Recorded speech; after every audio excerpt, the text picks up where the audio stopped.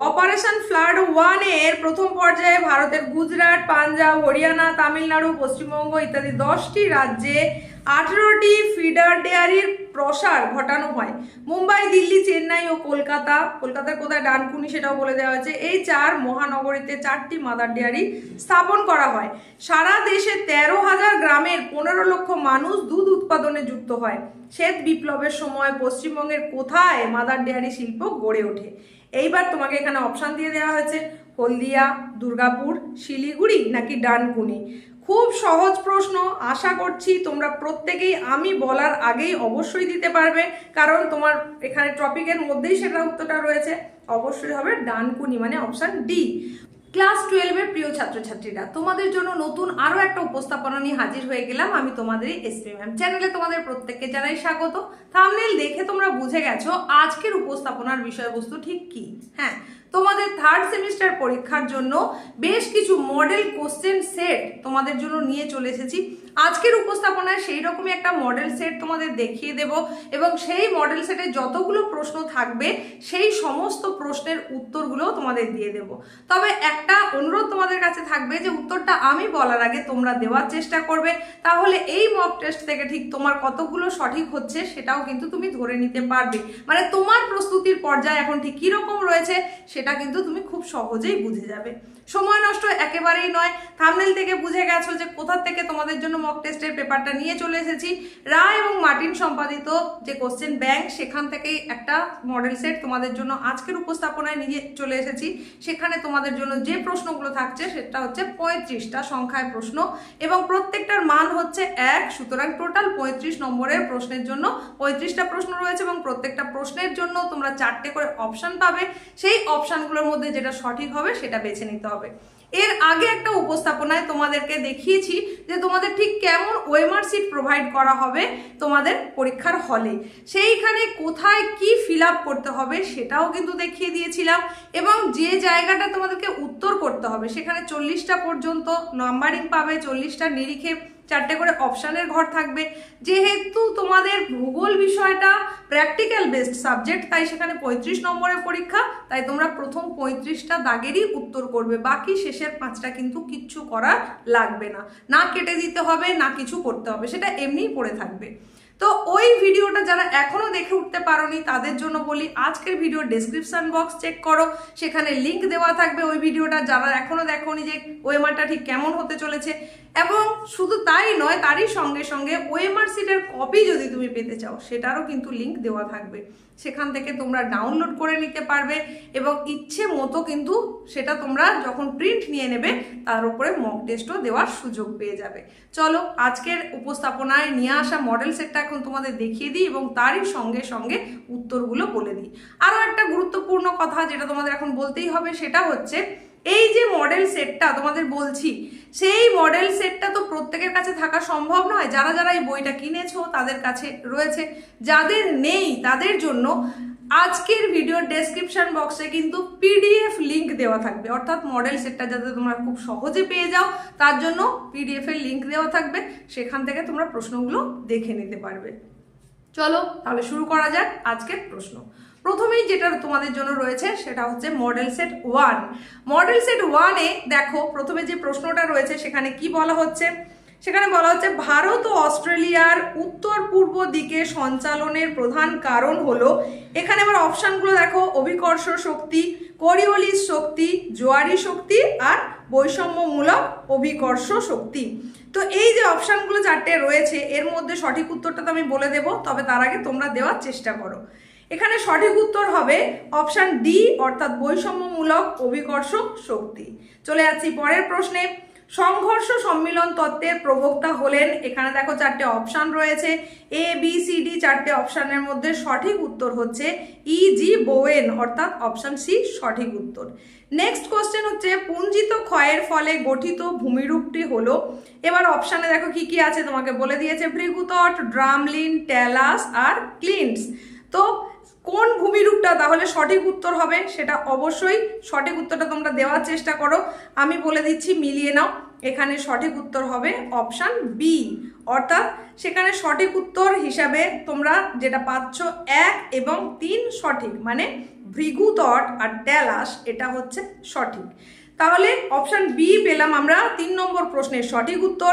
চলে যাচ্ছি 4 নম্বর প্রশ্নে। দেখো, পুঞ্জিত ক্ষয়ের সমস্ত প্রক্রিয়াগুলির মধ্যে সর্বাপেক্ষা ধীর প্রক্রিয়া কোনটা? অপশানগুলো দেখো, অপশান আছে মৃত্তিকা বিসর্পণ, ট্যালাস বিসর্পণ, সলিফ্লাকশন আর আছে শিলা বিসর্পণ। তো এর মধ্যে এই যে 4 নম্বর প্রশ্নটা, তার সঠিক উত্তর কিন্তু হবে শিলা বিসর্পণ, মানে অপশান ডি সঠিক। এরপরে তোমাদের জন্য থাকছে স্তম্ভ মেলানো। 5 দাগের প্রশ্নে দেখো, স্তম্ভ মেলানো, সেখানে বাম স্তম্ভ ডান স্তম্ভ করে রয়েছে। 4টে যেগুলো দেওয়া রয়েছে সেটা কি কি বলে দিই। বাম স্তম্ভে দেখো কি আছে, অ্যাকুইফার, অ্যাকুইক্লুড, অ্যাকুইটার্ড আর অ্যাকুইফিউজ। এরপর ডান স্তম্ভে দেওয়া রয়েছে এবিসিডি করে অতি অল্প মাত্রায় ভৌমজল সঞ্চয় স্তর, ভৌম জলপূর্ণ প্রবেশ্য শিলাস্তর, জল বিচ্ছিন্নকারী অপ্রবেশ্য স্তর আর ভৌম জলের নিম্ন গমন রোধকারী অপ্রবেশ্য স্তর। তাহলে এখান থেকে এবার তোমাদেরকে মিলিয়ে মিলিয়ে দেখতে হবে যে কোনটা সঠিক উত্তর। দেখো আমি বলছি, তোমরা একটু মেলানোর চেষ্টা করো। এখানে দেখো তোমাদের যেটা অ্যাকুইফার, এটা কি হতে চাইছে না, অ্যাকুইফার হচ্ছে ভৌম জলপূর্ণ প্রবেশ্য শিলাস্তর, এটার সঙ্গে মিল খাবে। আবার অ্যাকুইক্লুড যেটা রয়েছে এটা হবে অতি অল্প মাত্রায় ভৌমজল সঞ্চয় স্তর। এরপর 3 নম্বরে যেটা দেওয়া ছিল, অর্থাৎ যেটা তোমাদের রয়েছে অ্যাকুইটার্ড, এই অ্যাকুইটার্ডটা কি হবে, অ্যাকুইটার্ড হচ্ছে ভৌমজলের নিম্নগমন রোধকারী অপ্রবেশ্য স্তর। আর অ্যাকুইফিউজ যেটা রয়েছে সেটা হচ্ছে কি জল বিচ্ছিন্নকারী অপ্রবেশ্য স্তর। এইভাবে আমরা সাজিয়ে নিলে কোন অপশানটাকে সঠিক বলে পাচ্ছি না অপশন সি হচ্ছে সঠিক উত্তর। তোমাদের কতজনের মিলল সেটা অবশ্যই কমেন্টে এসে জানিয়ে যাবে। 6 নম্বর প্রশ্ন দেখে নাও। এখানে আছে অ্যাজারশন আর রিজনিং, অর্থাৎ বিবৃতি এবং কারণ। বিবৃতিতে কি বলা হচ্ছে, শীতকালে শিশির পড়া ঘনীভবনের একটি উদাহরণ। কারণ বলা হচ্ছে কি, শীতকালে তাপমাত্রা কমে গেলে বাতাসে জলীয় বাষ্প তরলে পরিণত হয় এবং পাতার ওপর জমা হয়। এইবার তোমাকে অপশান দেওয়া হয়েছে, সেই অনুযায়ী কোনটা ঠিক কোনটা ভুল সেটা বলে দেওয়া হয়েছে, সেখান থেকে তোমাকে সঠিক উত্তরটা বাছতে হবে। তো সঠিক উত্তরটা কোনটা হবে বলে তোমাদের মনে হচ্ছে আমি বলে দিচ্ছি, একটু মিলিয়ে নাও। এখানে যেটা অ্যাজারশন অর্থাৎ বিবৃতি দেওয়া রয়েছে সেটা সঠিক, এবং রিজনিং হিসেবে যেটা দেওয়া রয়েছে সেটাও কিন্তু সঠিক। তাহলে বিবৃতি এবং কারণ তার দুটোই যদি সঠিক হয় তাহলে আমরা অপশান হিসেবে বাছবো অপশান এ সঠিক উত্তর। এরপরে 7 দাগে চলে যাও। 7 দাগে কি বলা হচ্ছে, নিম্নলিখিত সাগরগুলির মধ্যে যে সাগরের লবণতা সর্বাপেক্ষা বেশি সেটা জানতে চাওয়া হয়েছে। এখানে 4টে তো অপশান তোমরা দেখতেই পাচ্ছ, তার মধ্যে সব থেকে বেশি কোনটা হবে, এটা হচ্ছে লোহিত সাগর, মানে অপশান ডি সঠিক উত্তর। চলে যাচ্ছি পরের প্রশ্নে। দেখো একটা ছবি দেওয়া রয়েছে 8 দাগের প্রশ্নে। কি বলা হচ্ছে, চিত্রের বিষয়গুলি ক্রমানুসারে সাজাও। প্রথম থেকে তাহলে কোনগুলো ক্রম অনুসারে হবে সেটা সাজাতে বলেছে। তাহলে তোমরা পড়েছো, আগে কি হয়, আগে মহীসোপান, তারপরে হয় মহীঢাল, তারপরে গভীর সমুদ্রের সমভূমি, তারপরে গভীর সমুদ্র খাত। সুতরাং আমরা এখান থেকে বেছে নিতে পারি অপশান বি হচ্ছে সঠিক উত্তর। তাহলে 8 দাগের প্রশ্নের সঠিক উত্তর হলো অপশান বি। এরপরে চলে যাব 9 দাগের প্রশ্ন। 9 দাগের প্রশ্নে কি বলা হচ্ছে একটু দেখে নাও। ভুল জোড়াটা চিহ্নিত করতে বলা হয়েছে। সেখানে ভুল জোড়ার মধ্যে কোনটা হবে, মানে সঠিকগুলো তোমাকে বাছতে বলা হয়নি, শুধুমাত্র ভুল জোড়া কোনটা আছে সেটা বাছতে হবে। তো অপশানগুলো ভালো করে দেখে নাও, আমি আর সব পড়ছি না, তাহলে অনেকটা সময় চলে যাবে, ভিডিওটা লম্বা হয়ে যাবে।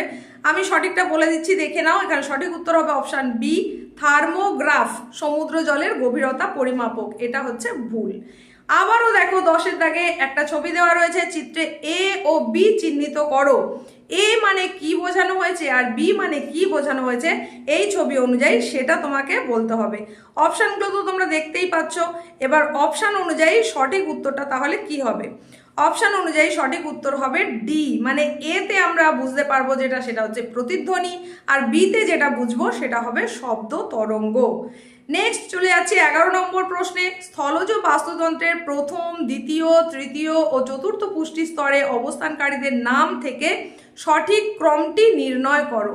তাহলে ভালো করে বুঝে নাও, এখানে সমস্ত বিবৃতি দেওয়া রয়েছে, 4টে বিবৃতি দেওয়া রয়েছে। তাহলে সেখান থেকে সঠিক ক্রম অনুযায়ী আমরা যদি সাজাই তাহলে কি পাবো, সেখানে অবশ্যই সঠিক ক্রম হবে সবুজ উদ্ভিদ, তারপরে কি হবে সবুজ উদ্ভিদ ইউগ্লিনা, বেগিয়াডোয়া, ক্লাইজ অ্যামিবা, এটা হবে ক্রাইস অ্যামিবা, এটা হচ্ছে। তারই সঙ্গে সঙ্গে কোনটা হবে গরু, ছাগল, মহিষ, হরিণ, জিরাফ ইত্যাদি। এটা হচ্ছে নেক্সট লেভেলে যেটা আমরা পাবো সেটা কি, সেটা হলো বেজি, সাপ, ব্যাং, গিরগিটি প্রভৃতি। এবং একদম হায়ার লেভেল হিসাবে যেটা পাবো সেটা হচ্ছে বাঘ, সিংহ, চিতা, হায়না প্রভৃতি। মানে প্রথম পুষ্টি স্তর, দ্বিতীয়, তৃতীয় এবং চতুর্থ পুষ্টি স্তর হিসাবে সাজালে তাহলে আমরা সঠিক যে ক্রমটা পাবো, মানে সঠিক অপশান যেটা পাবো সেটা হচ্ছে অপশান সি। এরপরে 12 দাগে একটা ভেন চিত্র রয়েছে, দেখো সঠিক ভেন চিত্রটি নির্বাচন করে জীবমণ্ডল, বাস্তুতন্ত্র, ফ্লোরা ও ফনার মধ্যে সম্পর্ক নিরূপণ করো। ভালো করে ভেন চিত্রটা লক্ষ্য করে নাও, এই ধরনের কোশ্চেন কিন্তু একটা থাকবে, তাই এগুলোকে খুব ভালো করে তোমাদেরকে প্র্যাকটিস করতে হবে এবং বুঝে নিতে হবে। এইবার আমি সঠিক উত্তরটা বলে দিচ্ছি, দেখো তোমরা বুঝতে পারলে কিনা বা মিললো কিনা। অপশান বি এর ছবিটা দেখো, এখানে কি বলা হয়েছে জীবমণ্ডল, বাস্তুতন্ত্র, ফ্লোরা, ফনা। তাহলে জীবমণ্ডল হচ্ছে পুরোটা, তার মধ্যের অংশ হচ্ছে বাস্তুতন্ত্র এবং তার মধ্যে আছে ফ্লোরা, ফনা। এটাই হচ্ছে সম্পর্ক, মানে অপশান বি সঠিক উত্তর। 13 দাগের প্রশ্নে আবার একটা আসছে কি, পুষ্টি স্তরের সঠিক বিকল্পটি নির্বাচন করে জিজ্ঞাসা চিহ্নিত অংশে কোন বিষয়টি হবে সেটা বলতে হবে। এখানে ভালো করে বুঝে নাও, স্তরগুলো দেখে নাও, অংশগুলো বুঝে নাও, বুঝে নিবার যেখানে জিজ্ঞাসা চিহ্ন রয়েছে দেখো তার পাশে অ্যারো দিয়ে লেখা আছে তৃতীয় খাদ্য স্তর। তাহলে তৃতীয় খাদ্য স্তরে কে আসবে? আমরা দেখতে পাচ্ছি সকল শক্তির উৎস হিসেবে সূর্য রয়েছে, প্রথম খাদ্য স্তরে আছে সবুজ উদ্ভিদ, দ্বিতীয়তে আছে হরিণ, তৃতীয়তে কে আছে তোমাকে জানতে চাওয়া হয়েছে, আর সর্বোচ্চ স্তর হিসেবে আছে মানুষ। তাহলে এখান থেকে সঠিক উত্তর আমরা কি পাবো, সেটা অবশ্যই হবে বাঘ, মানে অপশান সি সঠিক উত্তর। চলে যাচ্ছি পরের প্রশ্ন 14 দাগে। এখানেও একটা স্তম্ভ মেলানো দেওয়া হয়েছে, বাম স্তম্ভের সঙ্গে ডান স্তম্ভ মিল করে সঠিক বিকল্প নির্বাচন করো। দেখো কি কি আছে, হার্বিভোরাস, কার্নিভোরাস, ওমনিভোরাস আর আছে স্ক্যাভেঞ্জার। তার সঙ্গে এদিকে ডান স্তম্ভে আছে নোংরা খাদক, সর্বভুক প্রাণী, মাংসাশী প্রাণী আর শাকাশী প্রাণী।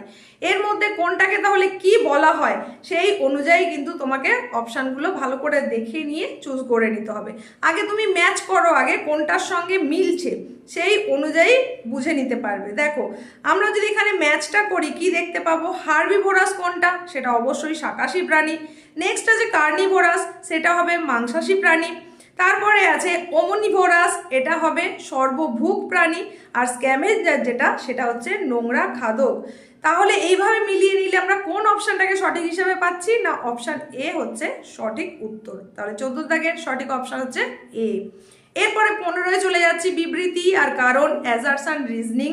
অ্যাজারশনে আছে দেখো খাদ্য শৃঙ্খল বিনষ্ট হলে বাস্তুতন্ত্রের অস্তিত্ব বিপন্ন হয়ে পড়ে। আর কারণে বলা হচ্ছে খাদ্য খাদক সম্পর্কের মাধ্যমেই স্বভোজী উদ্ভিদ ছাড়া বাস্তুতন্ত্রের অন্যান্য জীব বেঁচে থাকার জন্য প্রয়োজনীয় খাদ্য ও শক্তি পায়। এখানে তাহলে সঠিক উত্তর কোনটা হবে?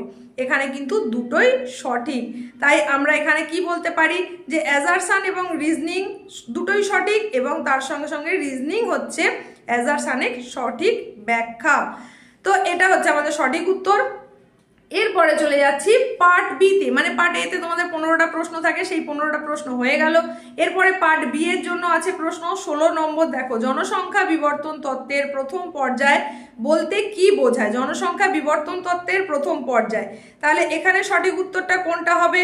সেটা অবশ্যই হবে অপশান বি সঠিক উত্তর। চলে যাচ্ছি নেক্সট প্রশ্নে, 17 দাগের প্রশ্নে। দেখো 17 দাগের প্রশ্নে একটা শূন্যস্থান পূরণ আছে, ড্যাশ সময়কে বেবি বুম বলা হয়েছে। এইটা অপশানগুলো ভালো করে পড়ে বুঝে নাও আগে। অপশান পড়ে তোমরা তাহলে কোনটা সঠিক বলে ভাবছো আমি বলে দিচ্ছি, মিলিয়ে নাও। অপশান ডি হচ্ছে সঠিক, মানে যখন জন্মহার অস্বাভাবিকভাবে বৃদ্ধি পায়, এটাকেই বলা হচ্ছে। এরপরে চলে যাচ্ছে 18 নম্বর প্রশ্নে। এখানে কি বলা হচ্ছে এবার দেখে নাও। 18 নম্বর প্রশ্নেও আবার একটা শূন্যস্থান পূরণ, পৃথিবীর বিস্তীর্ণ তৃণভূমি অঞ্চলে বিরল জনবসতি দেখা যায়, তার কারণ হলো ড্যাশ। বলে যে যে কারণগুলো দেখানো রয়েছে দেখো তার সবগুলোই কিন্তু সঠিক, সেই কারণে আমরা অপশান ডিটাকে বেছে নেব। এরপরে 19 নম্বর প্রশ্ন। 19 নম্বর প্রশ্নের সঠিক উত্তর ভালো করে দেখো, 19 নম্বর প্রশ্নটা ভালো করে বুঝে নাও, তার সঠিক উত্তর কোনটা হবে সেটাও আমি বলে দিচ্ছি। প্রশ্নটা নিশ্চয়ই দেখে নিয়েছো, আমি আর পড়ছি না। তো এর সঠিক উত্তর হবে অপশান এ। এরপরে আবার 20 নম্বর প্রশ্ন। দেখো 20 নম্বরে একটা ছবি দেওয়া রয়েছে, ডায়াগ্রাম আছে, সেই অনুযায়ী এবার সঠিক বিকল্প নির্বাচন করতে বলা হয়েছে। 20 নম্বর প্রশ্নটা অনুযায়ী সঠিক বিকল্প কোনটা হবে তাহলে এবার আমরা দেখে নিচ্ছি। সেটা হচ্ছে জনাকীর্ণতা, মানে অপশান বি সঠিক উত্তর। চলে যাচ্ছি 21 নম্বর প্রশ্নে। 21 নম্বর প্রশ্নেও দেওয়া আছে বেশ কিছু বিকল্পগুলো থেকে শহরের বৈশিষ্ট্য চিহ্নিত করো। তো বিকল্পগুলো পড়ে নাও, অপশানগুলো পড়ে নাও। এই অনুযায়ী বিকল্প থেকে পড়ে তোমরা যেটা সঠিক উত্তর বলে মনে করতে পারবে, মানে সঠিক যেটা হবে সেটা হচ্ছে কি, প্রতিটি শহরের একটি নির্দিষ্ট অতীত ও ঐতিহ্য রয়েছে, এটা হবে। তার সঙ্গে সঙ্গে হবে কি, জমির স্বল্পতার জন্য মানুষ সংঘবদ্ধ হয়ে বসতি স্থাপন করায় শহরের বসতি ঘনত্ব বেশি হয়। মানে এখানে সঠিক আমরা কি পেলাম, 1 আর 3 নম্বর যে বিবৃতি সেটাই কেবলমাত্র সঠিক, মানে অপশান এ সঠিক উত্তর। এরপরে চলে যাও 22 নম্বর প্রশ্ন। এখানেও দেখো একটা জিজ্ঞাসা চিহ্ন রয়েছে এবং জিজ্ঞাসা চিহ্নিত স্থানে কি বসবে সেটা জানতে চাওয়া হয়েছে। সাইডগুলোতে কি লেখা আছে, মহকুমা শহর, জেলা শহর, রাজধানী শহর, পৌর কেন্দ্র সব রয়েছে। এবার এই মাঝের জিজ্ঞাসাযুক্ত স্থানে সেখানে কি বসবে সেটা হচ্ছে প্রশাসনিক শহর, অর্থাৎ অপশান বি সঠিক উত্তর। এরপরে 23 নম্বর প্রশ্ন। 23 নম্বর প্রশ্নেও কিন্তু বাম স্তম্ভ ডান স্তম্ভ মেলাতে বলা হয়েছে। প্রথমেই আছে দেখো, উত্তর পূর্ব পার্বত্য অঞ্চল, এটা হবে বিক্ষিপ্ত জনবসতি। মরুদ্যানকে কেন্দ্র করে গড়ে ওঠা বসতি, এটা হবে গোষ্ঠীবদ্ধ জনবসতি। তারপরে গাঙ্গেয় সমভূমি অঞ্চল, এটা হবে অধিক জনবসতি। তারপরে ভাগীরথী হুগলি নদীর তীরবর্তী অঞ্চল, এটা হবে রৈখিক জনবসতি। সুতরাং আমরা সঠিক অপশান হিসেবে বাছবো অপশান সি। এরপরে 24 নম্বর প্রশ্ন। ওয়াল্টার ক্রিস্টলার তার কেন্দ্রীয় স্থানতত্ত্বে জনবসতি ড্যাশ আকারের কথা বলেছেন। 24 নম্বর প্রশ্নটা ভালো করে দেখে নাও। শূন্য স্থানে তাহলে কোনটা হবে সঠিক উত্তর, কোনটা হবে, কোন আকারের কথা বলেছেন? অবশ্যই এটা হবে ষড়ভুজাকার, মানে অপশান সি হচ্ছে সঠিক উত্তর। এরপরে 25 নম্বরে দেখো আবার 4টে ছবি দেওয়া রয়েছে এবং সেখান থেকে সঠিক উত্তর বাছতে বলা হয়েছে। তাহলে এখান থেকে ভালো করে ছবিগুলো দেখলেই কিন্তু খুব সহজেই তোমাদের উত্তরটা দিতে পারার কথা। আমি বলে দিচ্ছি, এবার মিলিয়ে নাও। দেখো প্রথমেই যে ছবিটা রয়েছে সেটা হচ্ছে নক্ষত্রাকৃতি, তারপরে যেটা রয়েছে পিণ্ডাকৃতি, তারপরটা রয়েছে দেখো খুব ছাড়া ছাড়া ভাবে রয়েছে, মানে বিচ্ছিন্ন, আর তারপরটা রয়েছে রেখা বরাবর, মানে রৈখিক। তাহলে এই অনুযায়ী সঠিক উত্তর হচ্ছে অপশান এ। 25 নম্বরের প্রশ্নের উত্তর অপশান এ। এই হয়ে গেল তোমাদের পার্ট বি এর কোশ্চেন। নেক্সট আসছে পার্ট সি। পার্ট সি এর প্রশ্নগুলো হলেই কিন্তু তোমাদের কমপ্লিট হয়ে যাবে। তো পার্ট সি এর প্রশ্নে যাওয়ার আগে তোমাদেরকে যেটা বলতে চাই সেটা হচ্ছে, এই রকমই আরো প্রশ্নের সেট যদি তোমরা পেতে চাও তাহলে অবশ্যই বেশি বেশি করে কমেন্টে জানাও। তোমাদের যত বেশি কমেন্ট আসবে পরবর্তী উপস্থাপনায় সেই সমস্ত মডেল সেটগুলো নিয়ে চলে আসবো আবার খুব তাড়াতাড়ি। শুধুমাত্র ভূগোল নাকি ভূগোল ছাড়াও অন্যান্য বিষয়ের তোমরা চাইছো এইরকমই প্রশ্নের সেট, সেটাও তোমরা জানাতে পারো। তোমাদের যত কমেন্ট যেটার উপরে আসবে নেক্সট উপস্থাপনায় কিন্তু সেই ধরনের বিষয়বস্তুগুলোই থাকবে। এতটা সময় ধরে ধৈর্যের সঙ্গে পুরো উপস্থাপনাটা দেখার জন্য ধন্যবাদ। এখনো পর্যন্ত যারা দেখছো এই উপস্থাপনা তারা কমেন্টে এসে লিখে যাও এসপি ম্যাম ক্লাস, তাহলে বুঝবো যে তুমি এতক্ষণ পর্যন্ত নিষ্ঠা সহকারে দেখেছো। এখন দেখে নাও পার্ট সি এর প্রশ্ন। পার্ট সি এর প্রশ্নে দেখো শুরুতেই কি আছে, 26 নম্বর প্রশ্ন।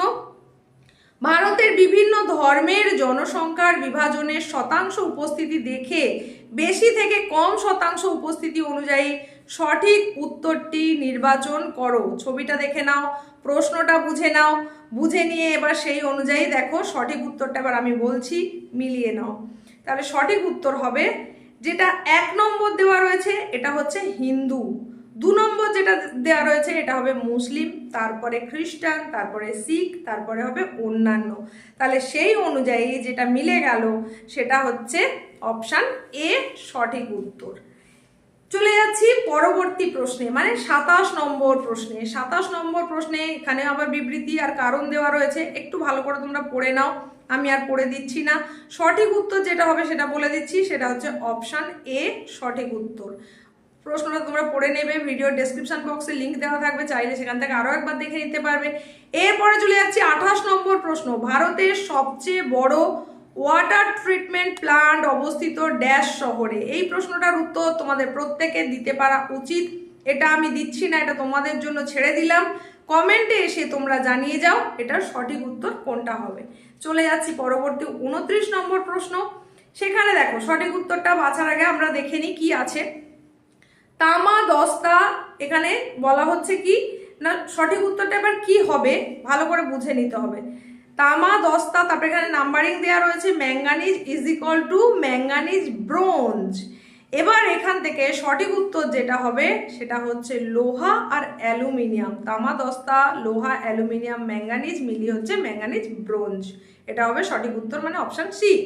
চলে যাচ্ছে 30 নম্বর প্রশ্নে। এখানে একটা ভারতের ম্যাপ করা রয়েছে এবং সেখানে চিহ্নিত রয়েছে এ বলে। কি বলছে সেখানে, প্রদত্ত চিত্রে এ চিহ্নিত স্থানটিতে কোন ভূতাপ শক্তি কেন্দ্রকে বোঝানো হয়েছে, ভালো করে দেখে নাও। 30 নম্বর প্রশ্ন। এই প্রশ্নের উত্তরটা আশা করছি তোমরা দিতে পেরেছো, তাও আমি বলে দিই, এটা হচ্ছে হিমাচল, মানে অপশন বি সঠিক উত্তর, হিমাচল প্রদেশের মণিকরণ। এরপরে 31 নম্বর দেখো, অপারেশন ফ্লাড 1 এর প্রথম পর্যায়ে ভারতের গুজরাট, পাঞ্জাব, হরিয়ানা, তামিলনাড়ু, পশ্চিমবঙ্গ ইত্যাদি 10টি রাজ্যে 18টি ফিডার ডেয়ারির প্রসার ঘটানো হয়। মুম্বাই, দিল্লি, চেন্নাই ও কলকাতা, কলকাতার কোথায় ডানকুনি সেটাও বলে দেওয়া হয়েছে, এই 4 মহানগরীতে 4টি মাদার ডেয়ারি স্থাপন করা হয়। সারা দেশে 13,000 গ্রামের 15 লক্ষ মানুষ দুধ উৎপাদনে যুক্ত হয়। শ্বেত বিপ্লবের সময় পশ্চিমবঙ্গের কোথায় মাদার ডেয়ারি শিল্প গড়ে ওঠে? এইবার তোমাকে এখানে অপশান দিয়ে দেওয়া হয়েছে, হলদিয়া, দুর্গাপুর, শিলিগুড়ি নাকি ডানকুনি। খুব সহজ প্রশ্ন, আশা করছি তোমরা প্রত্যেকেই আমি বলার আগেই অবশ্যই দিতে পারবে, কারণ তোমার এখানে টপিকের মধ্যেই সেটা উত্তরটা রয়েছে। অবশ্যই হবে ডানকুনি, মানে অপশান ডি। 32 নম্বর প্রশ্ন দেখো, ছবির মতন করে দেওয়া রয়েছে, সেই ছবিতে কি বলা হচ্ছে না, চিত্রে শস্যাবর্তনের ফসলগুলির মধ্যে অনুপস্থিত ফসলটি উল্লেখ করো। তাহলে কোনটা হবে, যেখানে জিজ্ঞাসা চিহ্ন আছে, সেটা টমেটো হবে নাকি সবজি নাকি ডাল নাকি পেয়ারা, কোনটা হবে সঠিক উত্তর 32 নম্বর প্রশ্নের, সেটা তোমরা দেখে অবশ্যই বুঝতে পারছো নিশ্চয়ই। তারপরেও বলে দিই, এটা হবে টমেটো। নেক্সট কোশ্চেন, কলকাতা ও দিল্লিকে সংযোগকারী জাতীয় সড়ক পথ হলো। 33 নম্বর প্রশ্নের অপশান 4টে ভালো করে দেখে নাও। এখানে যেটা সঠিক উত্তর হবে সেটা হচ্ছে NH2, মানে অপশান এ সঠিক উত্তর। চলে যাচ্ছি পরবর্তী 34 নম্বর প্রশ্ন। 34 নম্বর প্রশ্নে একদম যে প্রশ্নটা দেওয়া আছে তোমাদের প্রত্যেকে দিতে পারার কথা, মোবাইল নেটওয়ার্কের প্রযুক্তির শেষ প্রজন্মটিতে ভারতের যেসব টেলিকম সংস্থা দ্বারা পরিষেবা প্রদত্ত হয়, চিত্রে তাদের নাম দেওয়া হলো, প্রজন্মটির নাম শনাক্ত করো। অবশ্যই এটা হবে 5G পরিষেবা, মানে অপশান ডি সঠিক উত্তর। 34 নম্বর প্রশ্নের সঠিক উত্তর হচ্ছে অপশান ডি 5G পরিষেবা। লাস্ট কোশ্চেন আজকের উপস্থাপনার, সেটা হচ্ছে 35 নম্বর প্রশ্ন। প্রশ্নটা দেখে নাও, BRICS এর অন্তর্ভুক্ত দেশটি হলো, এবার শূন্যস্থান পূরণ দেওয়া হয়েছে, অপশানে বলা হয়েছে জাপান, পাকিস্তান, রাশিয়া আর থাইল্যান্ড। সঠিক উত্তর কোনটা হবে? অবশ্যই সঠিক উত্তর হবে রাশিয়া, মানে অপশান সি। দেখে নিলে আজকের উপস্থাপনা 35টা প্রশ্নের সঙ্গে প্রথম যে মডেল কোশ্চেন সেট সেটা তোমাদেরকে বলে দিলাম, প্রত্যেকটা সঠিক উত্তর বলে দিলাম। কে কতগুলো সঠিক দিতে পেরেছো সেটা অবশ্যই জানাও। উপস্থাপনা ভালো লাগলে লাইক করতে, বন্ধুদের মধ্যে শেয়ার করতে একেবারে ভুলবে না। চ্যানেলে প্রথম এসে থাকলে অবশ্যই সাবস্ক্রাইব করো এই ধরনের গুরুত্বপূর্ণ উপস্থাপনা আরও পাওয়ার জন্য। আর ভালো লাগলে সেটাও কমেন্টে এসে জানিয়ে দাও। তোমার একটা কমেন্ট সেটা আমাকে নেক্সট উপস্থাপনার জন্য আরও বেশি অনুপ্রাণিত করবে। দেখা হচ্ছে এইরকমই গুরুত্বপূর্ণ পরবর্তী উপস্থাপনায়।